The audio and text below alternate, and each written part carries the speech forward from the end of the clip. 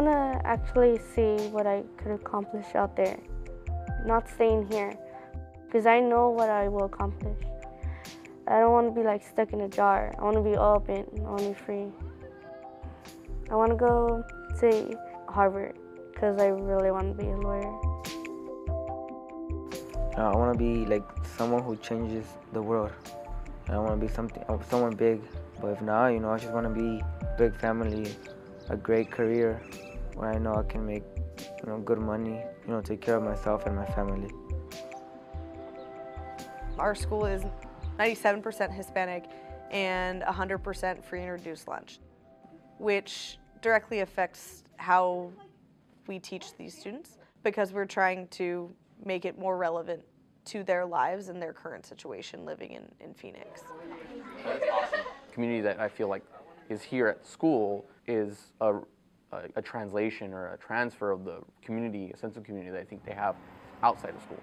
It's definitely a positive atmosphere. There is crime, there is, gang activity, there are those things, but the families are by and large, they're loving and that they want their kids to get an excellent education. Our definition of a martyr is someone who makes great sacrifices to further a cause or a belief. My dad, I believe, is a martyr as well. And maybe you have parents or grandparents or uncles or tias or guardians that may also be martyrs. Culture responsive teaching is good teaching. It bleeds into so many other things in their educational careers and the students' lives.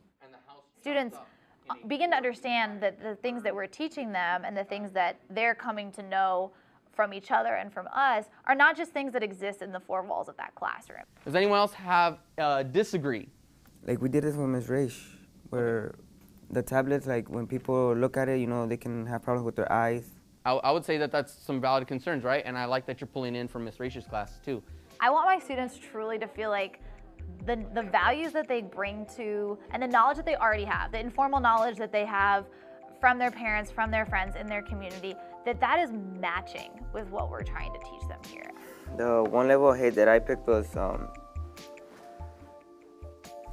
prejudice attitudes. Okay, prejudice attitudes. So that's level 2 up here, or level 1 right here, right? Okay, so the least severe. I thought this affected the Mexican Americans too, and those who passed the border illegally. All the 7th grade team, they've helped me out. They feel like a second family, all of them, even the students. Teachers encourage you to do better. Like, don't be like the others and stuff, and I think that really helped me out of school. Like, they would say, don't hang out with the wrong people. And out of school, I would, but I wouldn't follow their actions.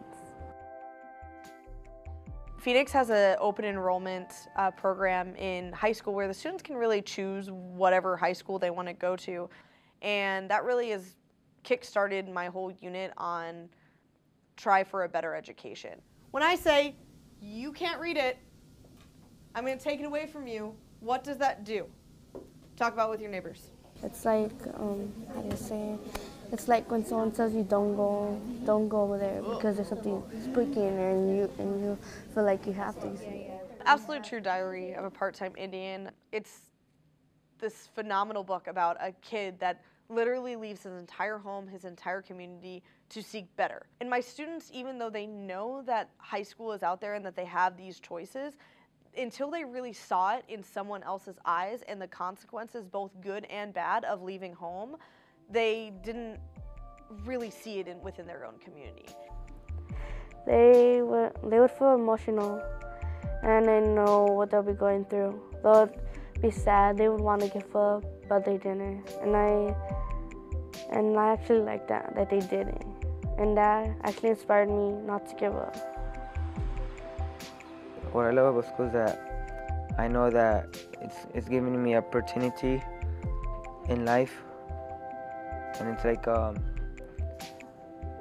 it's giving me a head start how life would be when I get older. At school, they're teaching you that you should be caring about your education. There are people that do care what happens to you, and having those people care about me made me feel like I do have something in life, something set for me already, and I am going to achieve it.